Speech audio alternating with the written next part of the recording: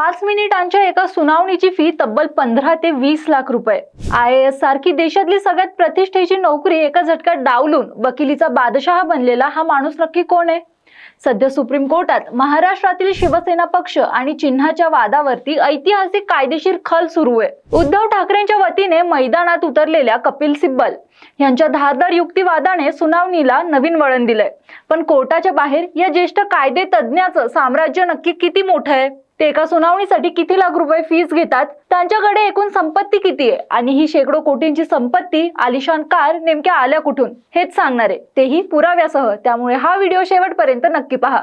नमस्कार, मी श्रद्धा आणि तुम्ही पाहताय TOD मराठी म्हणजेच times of democracy. Kapil Sibal यांचा जन्म 8 ऑगस्ट 1948 रोजी पंजाब मधला जालंधर इथे झाला। त्यांचे वडील हरिलाल सिब्बल हे देशातले नामवंत वकील होते। त्यांना लिव्हिंग लेजंड ऑफ लॉ या पदवीने सन्मानित करण्यात आलं होतं। सिब्बल यांनी दिल्लीच्या सेंट स्टीफन कॉलेजमधून इतिहासात MA केलं। तसंच दिल्ली विद्यापीठातून ते LLB झाले। पण त्यांच्या आयुष्यातला सगळ्यात मोठा टर्निंग पॉइंट आला 1973 मध्ये। त्यांनी देशातली सगळ्यात कठीण मानली जाणारी UPSCची IAS परीक्षा उत्तीर्ण केली, पण वकिलीच्या आवडीपोटी त्यांनी ती नोकरीच नाकारली। पुढे त्यांनी अमेरिकेतल्या जगातला सर्वोत्तम मानल्या जाणाऱ्या हार्वर्ड लॉ स्कूल मधून LLM केलं। 1989 मध्ये वयाच्या अवघ्या 41व्या वर्षी ते भारताचे अतिरिक्त सॉलिसिटर जनरल बनले। अतिरिक्त सॉलिसिटर जनरल बनणारे ते त्या काळातले सगळ्यात तरुण वकील होते। आज देशातल्या टॉप 10 वकिलांमध्ये त्यांचं नाव येतं। मग कपिल सिब्बल यांची फी किती आहे? सिब्बल हे केवळ देशातले नामवंत नामांकित वकील नाहीत, तर सगळ्यात महागड्या वकिलांपैकी एक आहेत। 2015 मध्ये मिंट या अर्थविषय वर्तमानपत्राने दिलेल्या बातमीनुसार सिब्बल हे तेव्हा सुप्रीम कोर्टात एका हजेरीसाठी किमान 8 ते 15 लाख रुपये फी आकारायचे। पण आता ही फी प्रचंड वाढली आहे। ABP न्यूजच्या एका बातमीनुसार सध्या सिब्बल सुप्रीम कोर्टात प्रति सुनावणी तब्बल 20 ते 25 लाख रुपये फी घेतात। तर देशातल्या वेगवेगळ्या उच्च न्यायालयांमध्ये एका सुनावणीसाठी त्यांचा शुल्क हा 9 ते 16 लाख रुपये इतका असतो। तर लॉ प्रेप ट्युटोरियलच्या माहितीनुसार ते सुप्रीम कोर्टात सरासरी 8 ते 16 लाख रुपये प्रति सुनावणी फी आकारतात। अनेक प्रकरणात ते सरकारचे वकील म्हणूनही युक्तिवाद करतात। टाइम्स ऑफ इंडियाच्या 28 मे 2025 च्या एका बातमीनुसार केरळ सरकारने 2 खटल्यांसाठी सिब्बल यांना 1.37 कोटी रुपयांपेक्षा जास्त फी दिली होती। यातलं पहिलं प्रकरण हे केरळच्या सोने तस्करी खटल्याचं होतं। नोव्हेंबर 2024 मधल्या एका सुनावणीसाठी सिब्बल यांना 15.5 लाख रुपये मंजूर करण्यात आले होते। या प्रकरणात एकूण 3 सुनावणींसाठी केरळ सरकारने त्यांना 46.5 लाख रुपये दिले होते। तर दुसऱ्या एका प्रकरणात केरळ सरकारने केंद्र सरकारच्या कर्ज मर्यादेच्या निर्णयाला सुप्रीम कोर्टात आव्हान दिलं, तेव्हा सिब्बल यांना तब्बल 90.5 लाख रुपये फी देण्यात आली। या दोन्ही प्रकरणाची एकूण बेरीज 1.37 कोटी रुपयांवरती जाते। तसंच लॉ प्रेप ट्युटोरियलच्या माहितीनुसार एका भ्रष्टाचाराच्या खटल्यात झारखंड सरकारचं प्रतिनिधित्व करताना सिब्बल यांनी प्रति सुनावणी 22 लाख रुपये फी एवढी घेतली होती। झारखंड सरकारने त्यांना एकूण 1.54 कोटी रुपयांचं शुल्क अदा केलं होतं।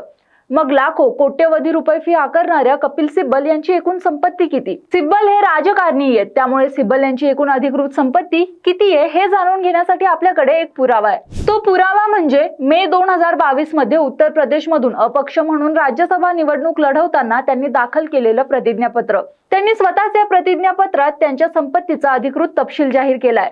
या प्रतिज्ञापत्रानुसार कपिल सिब्बल आणि त्यांच्या पत्नीची एकूण संपत्ती तब्बल 608 कोटी 60 लाख रुपयांपेक्षा जास्त आहे। तर त्यांच्यावरती सुमारे 92 कोटी 15 लाख रुपयांचं कर्जही आहे। 2016 मधील 212 कोटींच्या तुलनेत त्यांच्या संपत्तीत प्रचंड वाढ झाली आहे। त्यांच्या आयकर विवरण पत्रातले आकडे बघितले तर तुमचे डोळे चक्रावून जातील। 2020 ते 2021 या आर्थिक वर्षात कपिल सिब्बल यांनी स्वतःचं वार्षिक उत्पन्नच 61 कोटी 17 लाख रुपयांहून अधिक दाखवलं होतं। तर 2017 ते 2018 या आर्थिक वर्षात त्यांचं वार्षिक उत्पन्न तब्बल 103 कोटी 54 लाख रुपयांच्या वर गेलं होतं। त्यांच्याकडे 376 कोटींची जंगम मालमत्ता असून बँक ठेवी 87 कोटी 30 लाखांपेक्षा जास्त आहेत। त्यांनी पत्नीला आणि इतरांना 164 कोटी 85 लाखांचं कर्जही दिलंय। त्यांच्याकडे 1.79 कोटींचे दागिने आहेत। ही तर झाली चलसंपत्ती। स्थावर मालमत्ता म्हणजे घरदार, गाड्या घोड्या यांचं तर एक थक्क करणारं साम्राज्यच त्यांच्याकडे।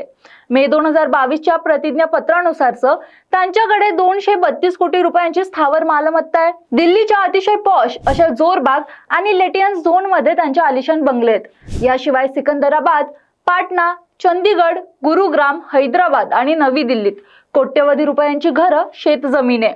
दिल्लीतल्या महरौली इथं वारस हक्काने मिळालेली 3 एकर शेत जमीन तर बेंगळुरूच्या यलहंका इथं तब्बल 27 कोटी रुपये मूल्याची 4 एकर जमीन त्यांच्या मालकीची आहे। महाराष्ट्राशी त्यांचे केवळ कोर्टापुरतच नाही तर रिअल इस्टेट मध्येही नातं आहे।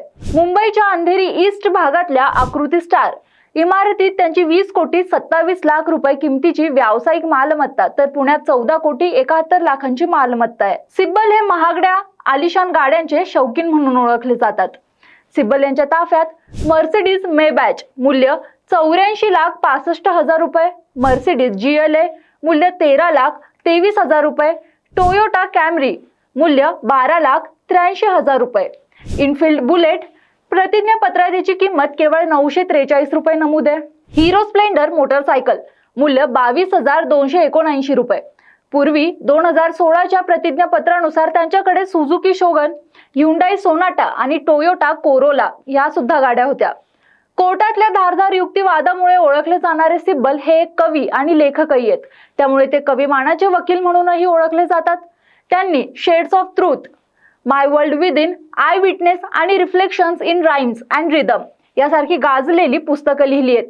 2016च्या शोरगुल या हिंदी सिनेमासाठी त्यांनी गाणी देखील लिहिली आहेत। या गाण्यांना AR रहमान यांनी संगीत दिलं होतं। राजकारणातही त्यांनी काँग्रेसमध्ये असताना केंद्र सरकारमध्ये शिक्षण, विज्ञान आणि तंत्रज्ञान IT यासारखी महत्त्वाची खाती सांभाळली। मे 2022 मध्ये त्यांनी काँग्रेस सोडून समाजवादी पक्षाच्या पाठिंब्याने अपक्ष म्हणून राज्यसभा खासदार बनले। 1993 मध्ये सुप्रीम कोर्टाचे न्यायाधीश V रामस्वामी यांच्यावरच्या महाभियोगाच्या वेळी संसदेत सलग 6 तास युक्तिवाद करून तो महाभियोग फेटाळायला लावणारा ते वकील आहेत। थोडक्यात काय तर सिब्बल तिहेरी तलाक खटल्यात मुस्लिम पर्सनल लॉ बोर्डाची बाजू मांडणं असो, कलम 370 विरोधी लढणं असो की महाराष्ट्रातील शिवसेना पक्ष व चिन्हाची ऐतिहासिक लढाई असो, कपिल सिब्बल दरवेळी भक्कमपणे कायदेशीर युक्तिवाद करताना दिसतात। IAS ची नोकरी डावलणारा तरुण ते देशाचा सगळ्यात महागडा वकील हा त्यांचा प्रवास थक्क करणारा आहे। सामाजिक कामांसाठी ते दानधर्मांसाठीही ओळखले जातात। अलीकडेच कॉक्रोच जनता पार्टीला त्यांनी 1 कोटी रुपयांची मदत जाहीर केली होती। कायदा क्षेत्रातील त्यांची हुशारी आणि बुद्धिमत्ता खरोखरच वादात येते। तुम्हाला काय वाटतं, वकील म्हणून की राजकारणी म्हणून कपिल सिब्बल कशात जास्त यशस्वी वाटतात? तुम्हाला सिब्बल यांचा कोणता युक्तिवाद आवडला कमेंट करून नक्की सांगा। हे माहितीपूर्ण विश्लेषण तुम्हाला आवडलं असेल तर व्हिडिओ लाईक करा, व्हिडिओ मित्रमंडळींना शेअर करा आणि अशाच विश्लेषणासाठी TOD मराठी चॅनलला YouTube वरती सबस्क्राईब करायला विसरू नका।